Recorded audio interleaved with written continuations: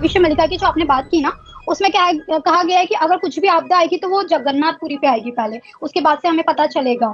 तो वहां आएगी तो वहां आया भी है, ऐसा नहीं है वहां पे हुई ये चीजें, लेकिन उन चीजों को उन्होंने संभाला भी। पॉजिटिविटी के साइड आएंगे क्योंकि अभी तो हम देख रहे हैं जब से कोविड आया हम नेगेटिविटी के साइड ही जा रहे हैं। शनि अगर मीन राशि में जाएंगे भी तो जरूरी नहीं है, कुछ राशियों को अच्छा इफेक्ट भी तो देंगे।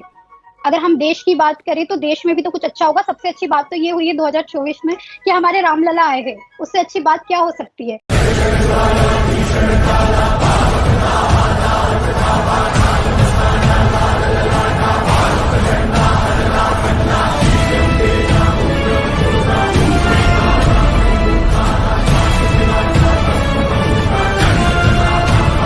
तो जय श्री राम दोस्तों, तो आप सभी का स्वागत है हमारे नए पॉडकास्ट में। और इस बार हमारे नए गेस्ट हैं अष्टांगिनी जी, जो कि एक एस्ट्रोलॉजर हैं और टैरो एक्सपर्ट भी हैं।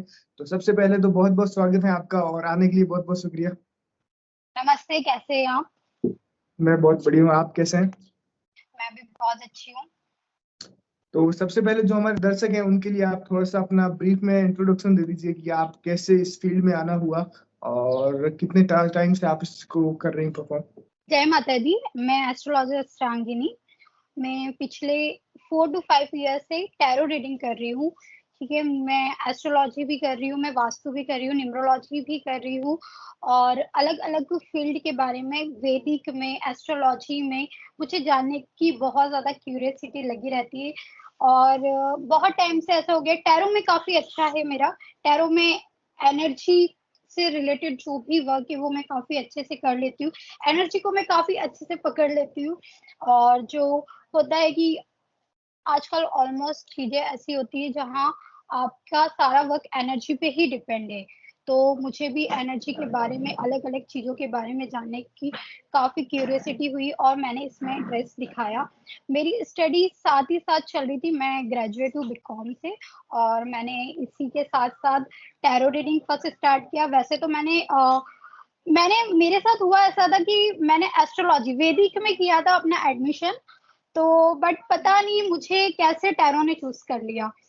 अ, मुझे धीरे धीरे इंटरेस्ट आया कि चलो टैरो करना चाहिए, क्योंकि मैं जिस इंस्टीट्यूट से मैंने किया वहां उन्होंने कहा कि आप पहले ना टैरो कर लो ताकि आपको थोड़ा सा और ज्यादा इसके बारे में जानकारी आ जाए। इसलिए मैंने टैरो में इंटरेस्ट दिखाया, और मैं जब से मैंने टैरो मेरी लाइफ में आए हैं बहुत सी चीजें चेंज हो गई है। बहुत सी, मतलब कह सकते हैं लाइफ ही चेंज हो गई है। तो वैसे ही धीरे धीरे मेरी जर्नी स्टार्ट हुई है। मैं बात करूँ तो कोरोना से 1 साल पहले से मैंने इसमें इंटरेस्ट दिखाना स्टार्ट कर दिया था, और अभी तक चल रही है। उससे पहले अगर कहते हैं कि चाइल्डहुड से ही होता है ना कि आपको मंत्रास में बहुत ज्यादा इंटरेस्ट हो। आप मैं छोटी थी तो यानी मतलब मुझे बहुत इंटरेस्ट है कि गणपति जैसे होते हैं ना सार्वजनिक, तो मैं छोटे छोटे बच्चों के साथ गणपति बिठाया करती थी, और जैसे ही अपनी श्रद्धा भक्ति जैसे भी चाहे आप बस पूजा करो।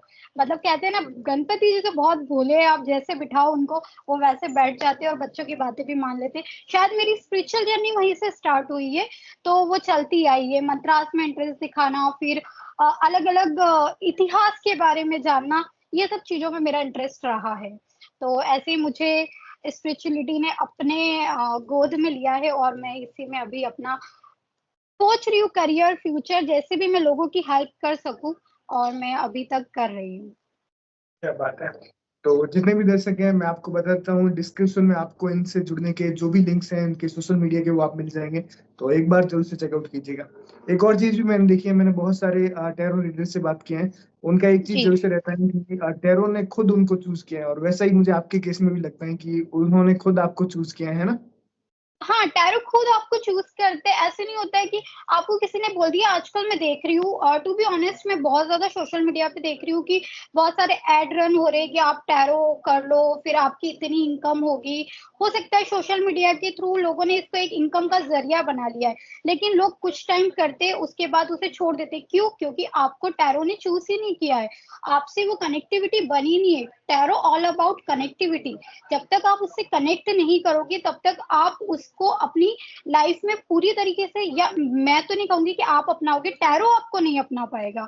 इसलिए जब तक आपको टैरो खुद चूज नहीं करता है आप उस एनर्जी को अपनी लाइफ में इनहेंस नहीं कर सकते हो।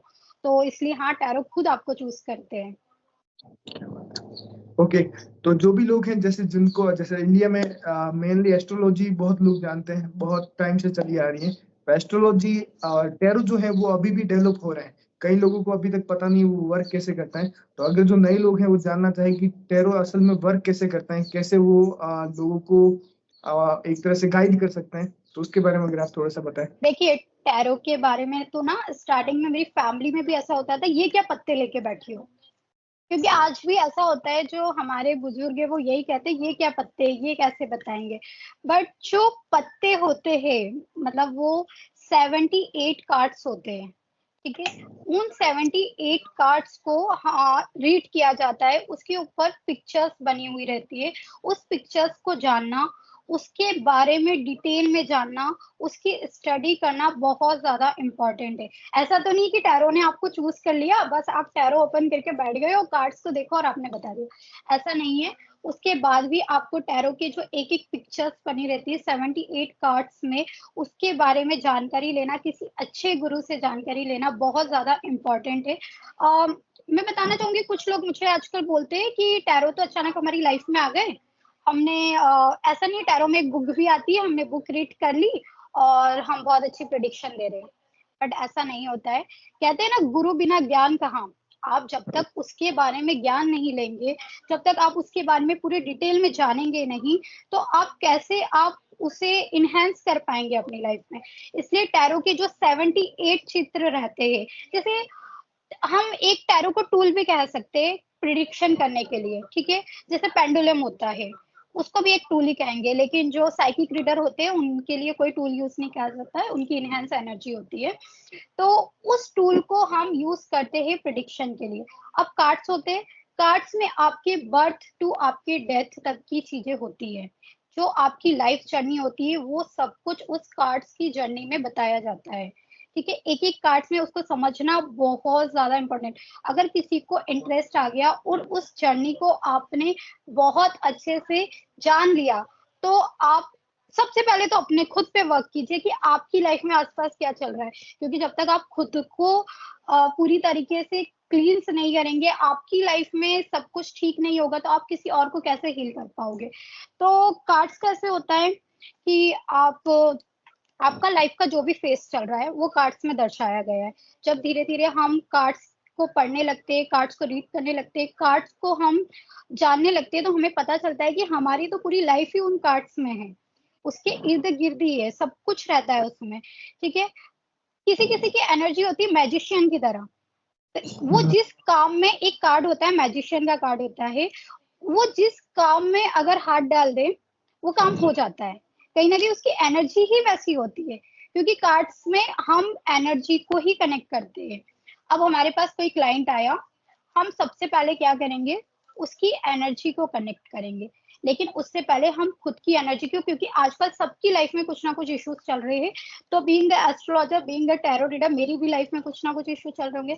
तो मैं पहले उसको क्लींस करूंगी, मैं अपने आप को पहले शांत करूंगी, काम करूंगी। उसके बाद मैं गॉड से प्रे करूंगी, जिस भी भगवान को। आजकल तो टैरो रीडिंग में एंजल्स को बहुत ज्यादा, बहुत सारे एंजल्स को मानते हैं, गॉड को मानते हैं, बहुत से जो जिसमें जिसकी श्रद्धा भक्ति वो उन्हें याद करते हैं। उसके बाद हम 3 कार्ड सबसे फर्स्ट पुल करते हैं, पास्ट प्रेजेंट फ्यूचर। क्योंकि कार्ड्स के थ्रू आप पास्ट के बारे में भी बता सकते हो, प्रेजेंट के बारे में बता सकते हो, फ्यूचर के बारे में बता सकते हो। लेकिन मैं यहाँ एक चीज बोलना चाहूंगी, फ्यूचर में आप 1 साल तक की रीडिंग बता सकते हो, ठीक है। हो सकता है कि कुछ लोग बताते हैं कि 2 साल 5 साल, लेकिन उसके लिए मैं वैदिक को ही सबसे ज्यादा इम्पोर्टेंस देखती हूँ, क्योंकि वैदिक में जितनी अच्छी फ्यूचर प्रिडिक्शन आती है, मैं नहीं कहूंगी कि टैरो में उतना वो होगा, लेकिन हाँ, जो लोग प्रिडिक्शन करते हैं वो करते हैं, लेकिन हो भी जाता है वो। लेकिन मैं कहूंगी कि 1 साल तक की ही प्रिडिक्शन बहुत ज्यादा एक्यूरेट आती है। तो पास्ट प्रेजेंट फ्यूचर, फर्स्ट तो हम किसी भी जातक की एनर्जी चेक करते हैं। कार्ड्स के थ्रू हम पहले देखते हैं कि उसकी प्रॉब्लम क्या है, क्या वो खुद से ही अपनी एनर्जी को उसने परेशान तो नहीं कर रखा है, या सीरियसली उसकी लाइफ में कोई प्रॉब्लम है। तो इसलिए सबसे पहले हम एनर्जी देखते हैं, और एनर्जी से बहुत सी चीजें पता चल जाती है कि उसको किस फील्ड में इशू है, उसे जॉब में इशू है, उसे लव लाइफ में इशू है, या उसको अदर कुछ फैमिली इश्यूज है। तो ऐसे कार्ड्स को आप एनर्जी के थ्रू जान सकते हैं। कार्ड्स ऑल अबाउट एनर्जी, वो आपकी एनर्जी को कनेक्ट करता है और वो एनर्जी पे ही वर्क करता है। इसलिए सबसे पहले आपकी एनर्जी बहुत ज्यादा प्योर होना चाहिए अगर आप कार्ड से कनेक्ट कर रहे हो। तो बस यही मैं कहना चाहूंगी कार्ड्स के लिए। तो जितने भी दर्शक हैं, मेरे ख्याल से टैरो और कैसे काम करता है और किस तरह से आप उससे काम निकाल सकते हैं, उसको आपने बहुत अच्छे से समझ लिया होगा। अष्टांग जी ने बहुत अच्छे से इस चीज को एक्सप्लेन किया है। अब टैरो से हटके थोड़ा एस्ट्रोलॉजी की तरफ आते हैं। एस्ट्रोलॉजी में भी कई सारी चीजें होती है। वैसे बहुत बड़ा टॉपिक है, इसको अगर हम लेने बैठे तो कई सारे पॉडकास्ट बन सकते हैं। फिलहाल हाँ बात जी। करते हैं नक्षत्र, जो कि बहुत कम मुझे लगता है अनटच टॉपिक है अभी भी लोगों के लिए। जो नक्षत्र हाँ हैं जी वो कैसे बिल्कुल। काम कर सकते हैं, और लोगों जैसे बहुत सारे नक्षत्र होते हैं, पहले नक्षत्र होते क्या है और उनसे किसी जातक के बारे में क्या कुछ पता लगाया जा सकता है। सबसे पहले तो कहूंगी कि नक्षत्र पे ही आपका एक चार्ट डिपेंड करता है।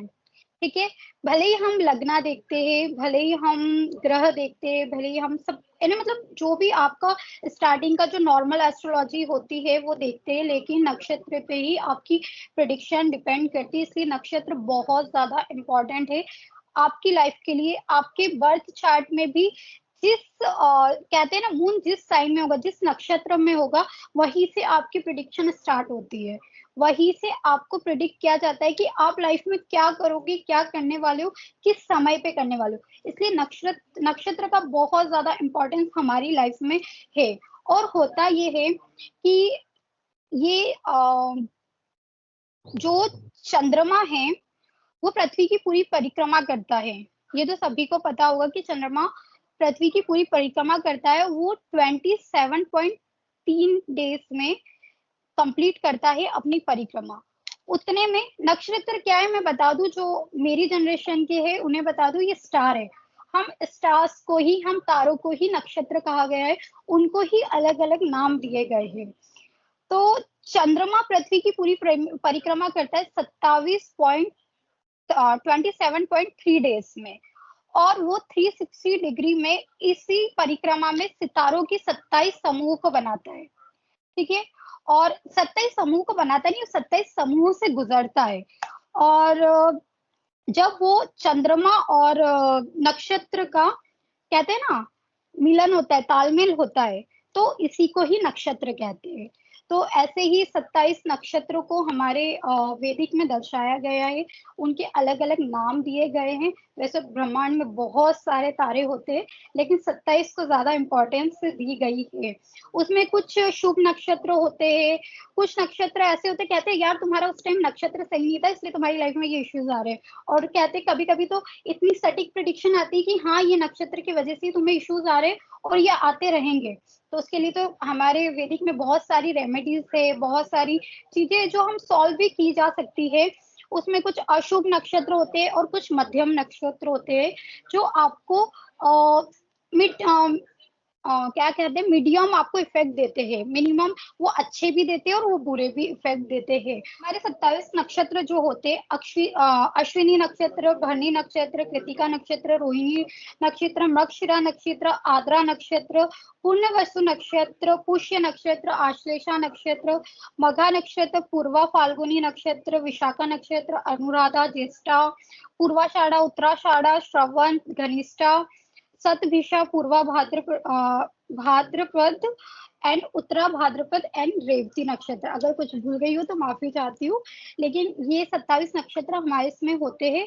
और इसमें शुभ जो नक्षत्र होते हैं वो आपको शुभ फल देते हैं। उनमें भी जो शुभ नक्षत्र है वो 15 नक्षत्र है। रोहिणी, अश्विनी, मृगशिरा, पुष्य, हस्त, चित्रा, रेवती, अनुराधा, उत्तरा भाद्रपद, ये सब शुक्र नक्षत्र में कहे गए 15 नक्षत्र ऐसे।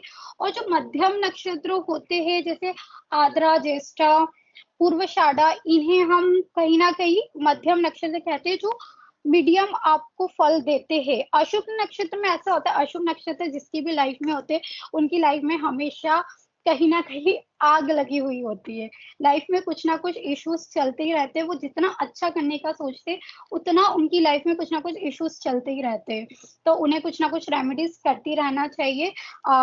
मेक श्योर कि आप किसी अच्छे ज्योतिष को अपना चार्ट दिखा दीजिए, ताकि आपको पता चले कि आपकी लाइफ में इतने विस्फोट क्यों हो रहे हैं, इतने इश्यूज क्यों आ रहे हैं, और क्यों आपकी लाइफ में जब भी आप कुछ शुभ काम करने जाते हो तो कुछ ना कुछ उल्टा हो जाता है। तो ये सब नक्षत्र के बारे में है। क्या बात है। तो जितने भी दर्शक हैं, मेरे ख्याल से नक्षत्र भी आपको लिए क्लियर हो गए होंगे कि आखिर वो हैं क्या और किस तरह से वो काम करते हैं, और शुभ और अशुभ और उन सब चीजों के ऊपर भी बात किया हमने। अब एस्ट्रोलॉजी में भी, जैसे वैदिक एस्ट्रोलॉजी में कई सारे, जैसे आजकल जो एस्ट्रोलॉजर हैं कई सारे दोष और योग बताते हैं, फिर उसकी रेमेडीज भी बताते हैं।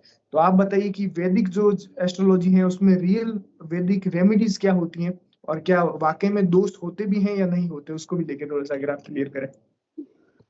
हाँ, बिल्कुल दोष होते हैं। लाइफ में अप्स है तो लाइफ में डाउन्स भी है। कुंडली में अच्छे नक्षत्र है तो कुंडली में बुरे नक्षत्र भी है। तो दोष होते हैं, उसी को दोष कहा गया है। ठीक है, चीजें जो अप्स एंड डाउन्स वाली आती है वो कहीं ना कहीं आपकी जो दशाएं चलती है, जो आपकी लाइफ में, जो आपकी चार्ट में दोष दिए गए, उसी के वजह से सब कुछ होता है। उसी की वजह से जैसे कुछ लोग, ये सबसे फेमस दोष है मांगलिक दोष।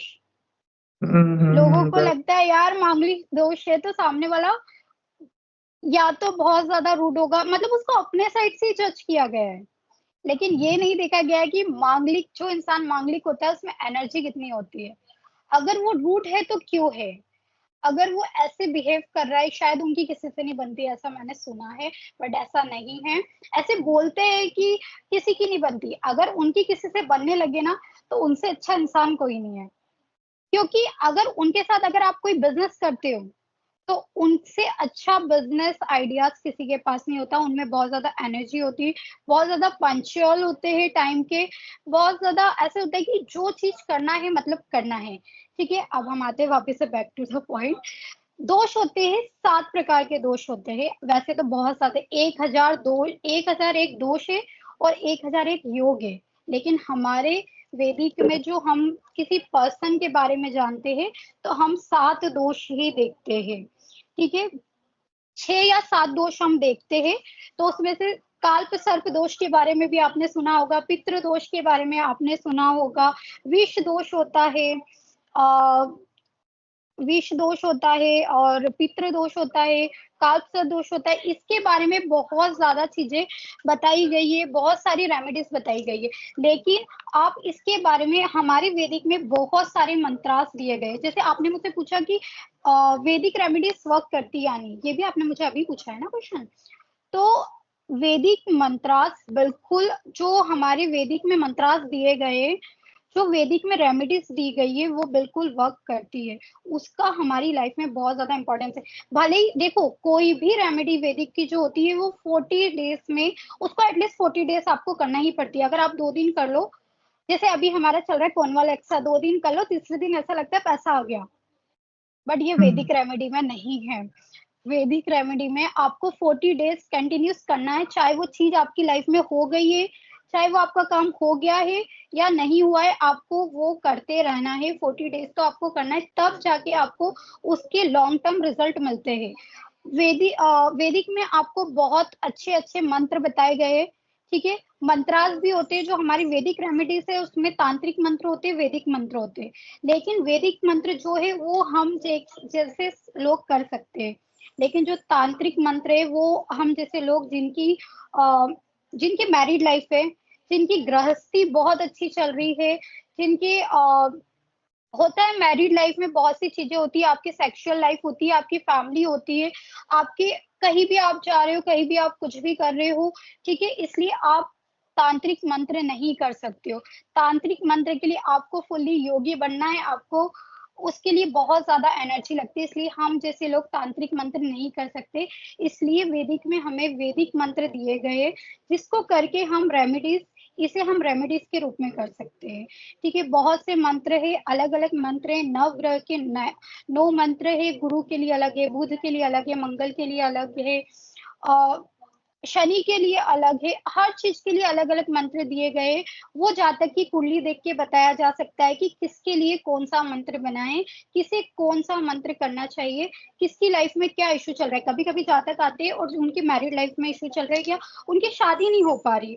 अगर लड़के की लाइफ में कुछ इशू चल रहे शादी को लेके, तो उसे शुक्र के मंत्र करना चाहिए, उसको शुक्र के बीज मंत्र करना चाहिए। और अगर लड़की की लाइफ में कोई इशू चल रहे, तो उसे गुरु से रिलेटेड जो भी रेमेडीज है, जो भी मंत्रास है, वो करना चाहिए।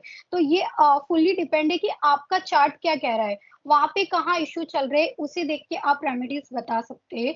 लेकिन ये रेमेडीज बहुत इफेक्टिव होती है, लेकिन यही है कि मेक श्योर आप उसे 40 डेज से 40 डेज तक आपको कंटिन्यूस करना ही करना है। शायद आपको गुरु का मंत्र करने के 2 दिन बाद ही आपकी शादी क्यों ना फिक्स हो जाए, लेकिन वो मंत्र आपको 40 डेज कंप्लीट करना ही करना है, ताकि वो आपके लॉन्ग टर्म के लिए आपकी लाइफ में इफेक्ट करे, आपको उसके गुड रिजल्ट्स मिलते रहे। तो हाँ, रेमेडीज बहुत ज्यादा वर्क करती है, कोई मिथ नहीं है इसमें। और अगर कोई मंत्रास नए नए बन रहे, तो उस पर बिलीव मत कीजिए। जो पुराणों में हमारे है, जो वैदिक में हमारे दिए गए, जो एस्ट्रोलॉजी में बहुत सारे मंत्रास है, उस पे आप वर्क कीजिए, उसे आप कीजिए। नए नए मंत्रों पे आप विश्वास मत कीजिए, वो फुल्ली मिथ है।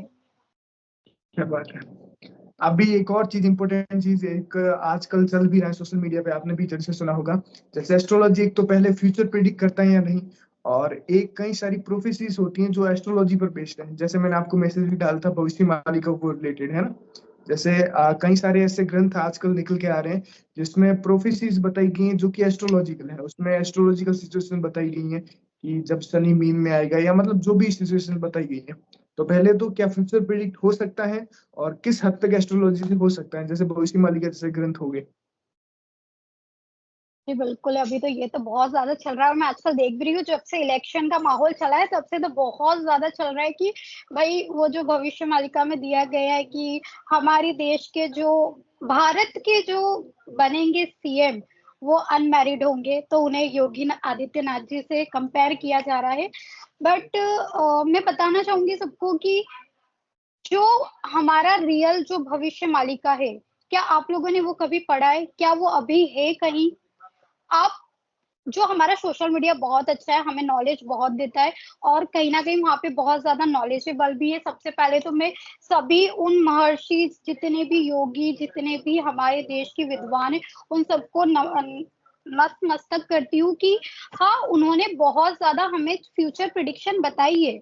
लेकिन जो हमारे सोशल मीडिया के थ्रू चल रहा है, जो हमारे आजकल तो मैं देखती हूँ इंस्टा पे हर जगह रील आ रही है, इलेक्शन चल रहा है, तो वहां पे दिया गया है कि इस साल अनमैरिड जो भी हमारे इलेक्शन के बाद जो भी सीएम आएंगे वो अनमैरिड होंगे और वो योगी होंगे।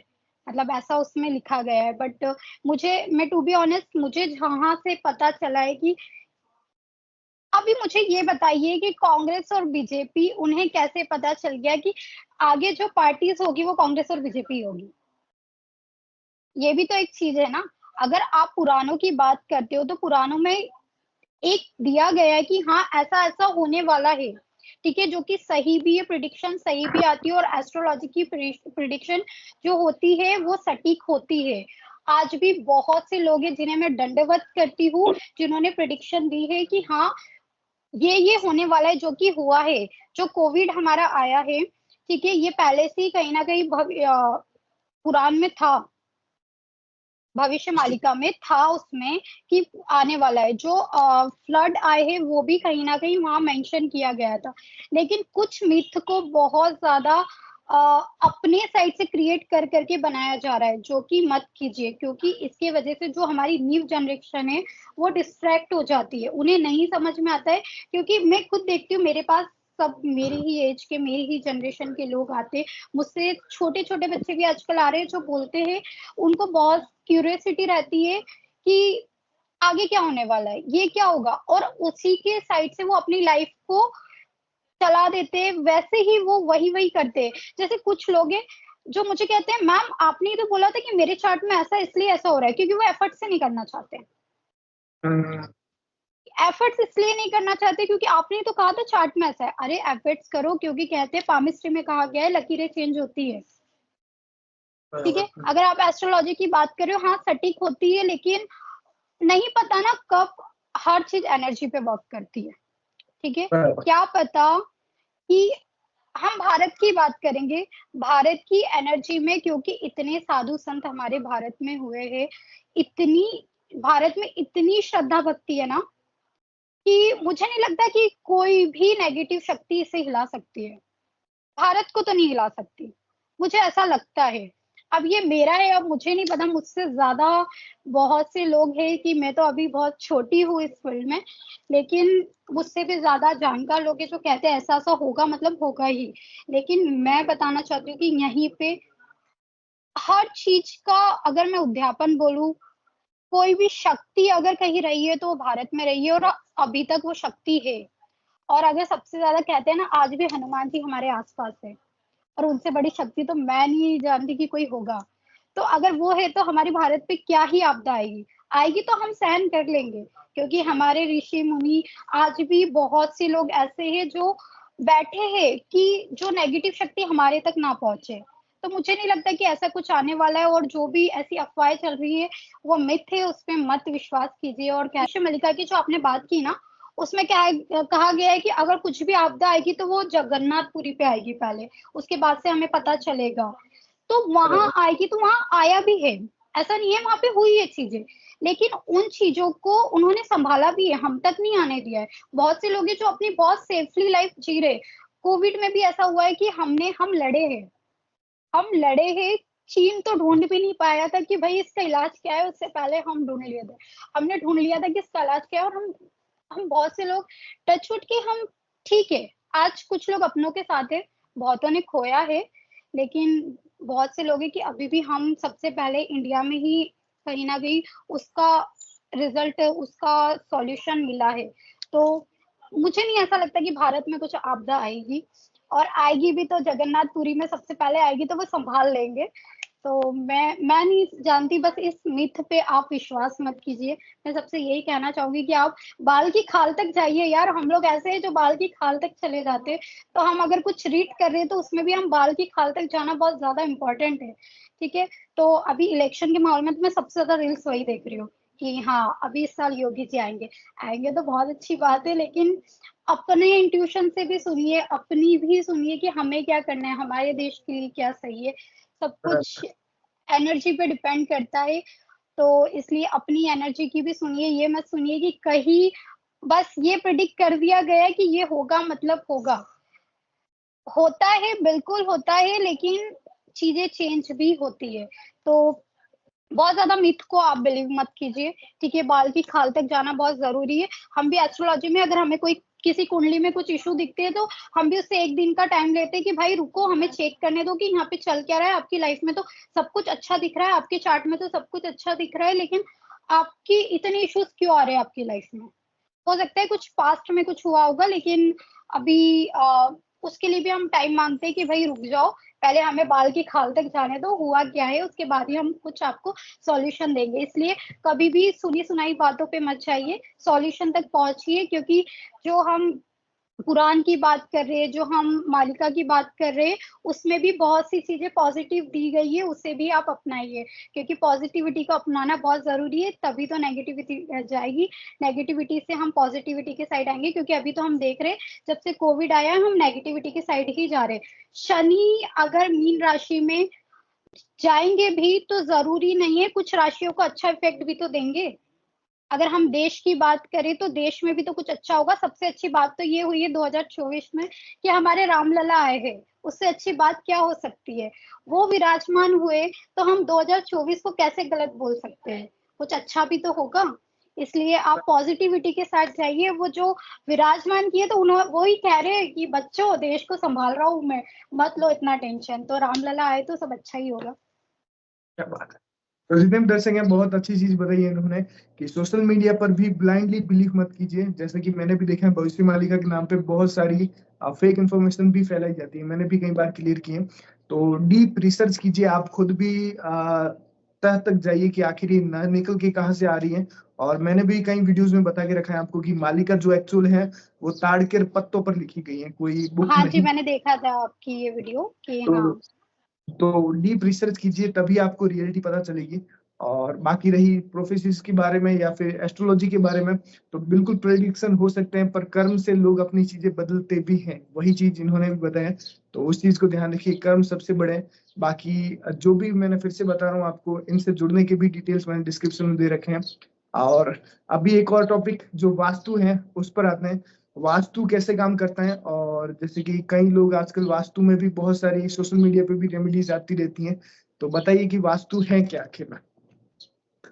वास्तु जहाँ बैठे वही वास्तु है, जहाँ मैं बैठी वही वास्तु है, जहाँ भगवान वास करते वही वास्तु है, जहाँ भी आपको मैं वास्तु को भी एनर्जी से कनेक्ट करती हूँ। अगर आप कहीं बैठे हो, अगर मैं आपसे बात कर रही हूँ तो मुझे शायद बहुत ज्यादा एनर्जी अच्छी लग रही है, इसलिए मैं इतनी बात कर पा रही हूँ। ठीक है, इसलिए मैं वास्तु को भी एनर्जी से कनेक्ट करती हूँ। अगर मैं कहीं भी जाऊंगी तो मैं सबसे पहले वहां की एनर्जी देखती हूँ। अगर आपके घर की एनर्जी ठीक नहीं है, आपके घर का ऑरा ठीक नहीं है, आपके घर में हमेशा लड़ाइयाँ हो रही है, तो बताइए आपका वो जो वास्तु है वो कैसे ठीक होगा। इसलिए ऑल अबाउट एनर्जी।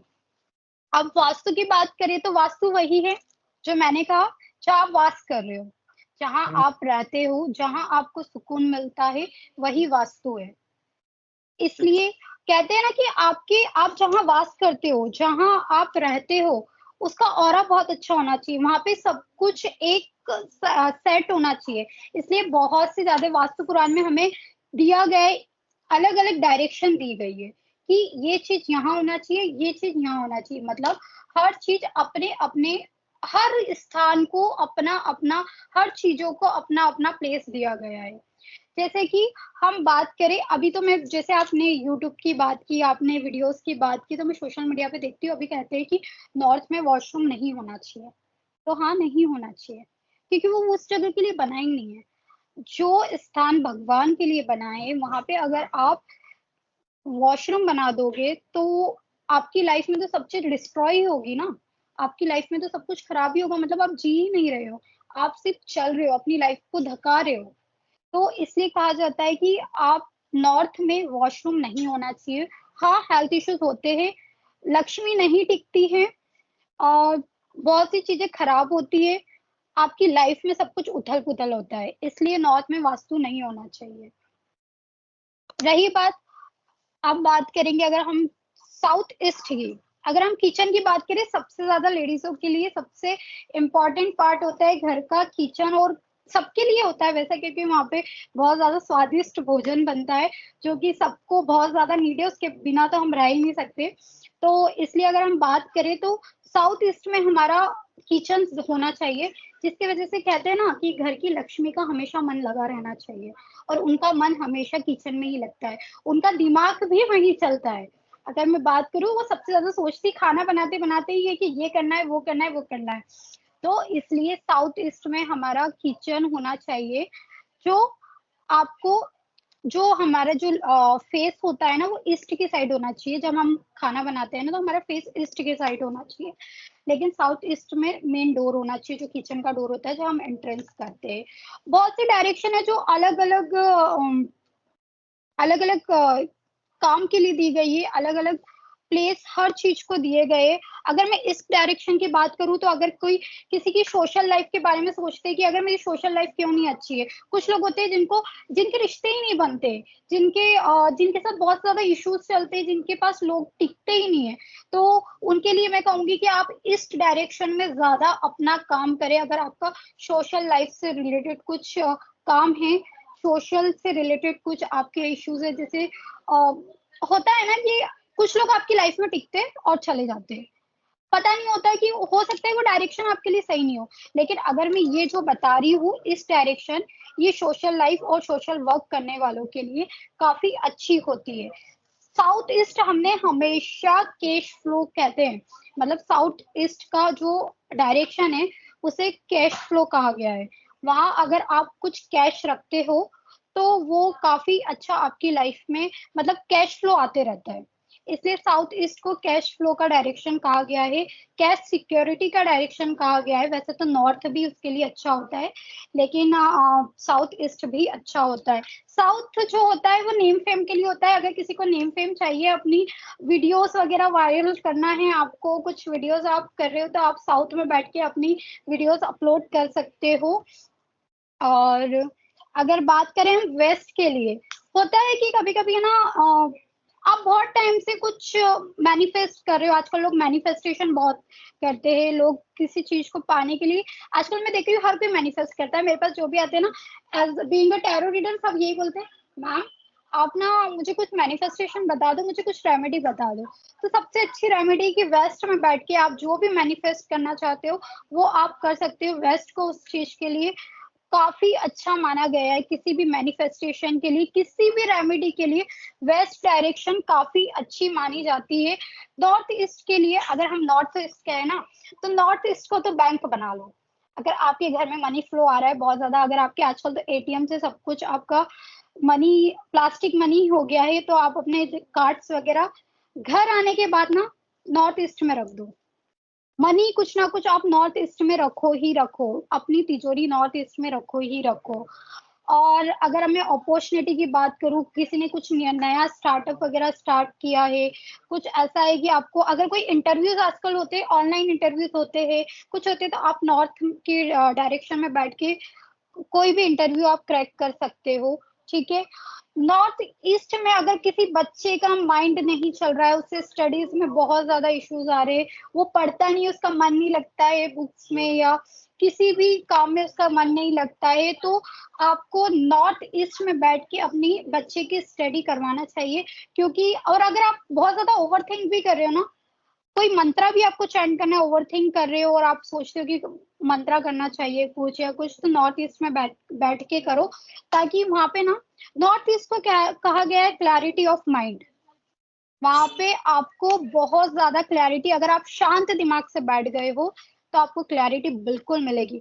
तो ये कुछ डायरेक्शन है, मैंने एज्यूम किया है बहुत से टाइम, और मैंने कुछ अपने क्लाइंट्स को भी बताया, तो ये चीजें हुई है। तो अगर आपको भी कुछ बेनिफिट मिले तो कमेंट कर देना ये चीजें करने के बाद। तो हाँ, ये सब चीजें हैं।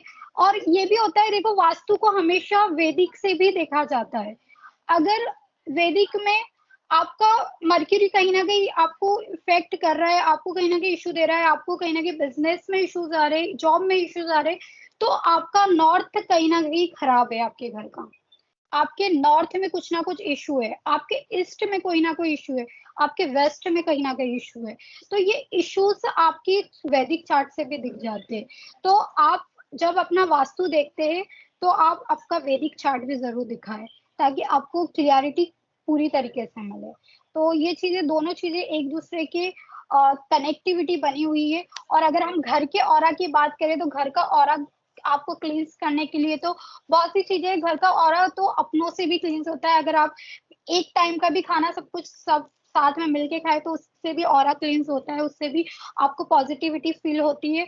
और आप कह सकते हो कि आप डेली अपने घर पे लोबान कीजिए। आप घर का ऑरा क्लींस करना है, किसी को लगता है यार मेरे घर में तो सब कुछ वास्तु ठीक है, फिर भी घर में शांति क्यों नहीं, हो सकता है आपके घर का ऑरा ठीक ना हो, आपके घर की एनर्जी ठीक ना हो, तो उसकी वजह से भी होता है। इसलिए घर में कह सकते हैं कि आप घर में डेली हवन कीजिए। कंडे जो होते हैं ना, कंडा होता है ना, पता ही होगा सबको, कंडा जो गाय के उसका होता है कंडा, उसके ऊपर ना आप डेली 1 चम्मच घी शाम को, इवनिंग में जब भी आप पूजा करते हो डेली करो, ये आपका एक हवन हो जाएगा सिंपल सा, और आपका घर का ऑरा भी क्लींस करेगा। ठीक है। वो करना बहुत जरूरी है। आप डेली भी कर सकते हो, आप वीकली भी कर सकते हो। ठीक है। फुल मून पे करना बहुत अच्छा होता है। फुल मून पे तो आप खुद की भी ऑरा को क्लींस कर सकते हैं सॉल्ट के थ्रू, मून लाइट के थ्रू। आप मून लाइट में आधा घंटा बैठ जाइए, शांत दिमाग से बैठिए, किसी से कुछ बात मत कीजिए, और उससे भी आपका ऑरा क्लींस होता है। क्योंकि खुद का ऑरा क्लींस करना भी बहुत इंपॉर्टेंट होता है, अपने घर का ऑरा क्लींस करना भी बहुत ज्यादा इंपॉर्टेंट होता है।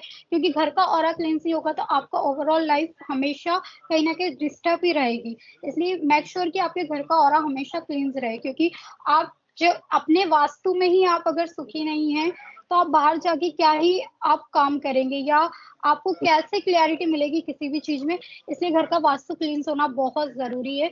तो हमेशा अपने वास्तु को एकदम क्लीन रखिए, एकदम बहुत अच्छे से रखिए, एकदम से अप टू डेट रखिए। आपने जो जो डायरेक्शन जिस जिस प्लेस के लिए बनी है उसी प्लेस में आप आपकी हर चीजों को प्लेस कीजिए, तो घर काफी अच्छा आपका महकेगा, लक्ष्मी भी आएगी और आपके काम में भी आपको प्रगति मिलेगी। क्या बात है। तो जितने भी दर्शक हैं मेरे ख्याल से इन्होंने सभी टॉपिक्स को, सभी क्वेश्चंस को बहुत अच्छे से आंसर किए हैं, चाहे वो वास्तु से रिलेटेड हो, टैरो हो या फिर एस्ट्रोलॉजी। और जो भी लोग, मैं फिर से बता रहा हूँ, इनसे कनेक्ट करना चाहते हैं, डिस्क्रिप्शन में मैंने लिंक दे रखा है इनसे जुड़ने का, तो एक बार जरूर से जुड़िएगा। तो बहुत बहुत शुक्रिया आपका आने के लिए, समय देने के लिए और सभी क्वेश्चन के थैंक आंसर यू करने सो के लिए। Much, thank you so much. तो जितने भी दर्शक हैं मिलते हैं नेक्स्ट वीडियो में। और हाँ, फिर से बोल रहा हूँ, चेकआउट जरूर से कीजिएगा। नेक्स्ट पॉडकास्ट में मिलते हैं। शुक्रिया।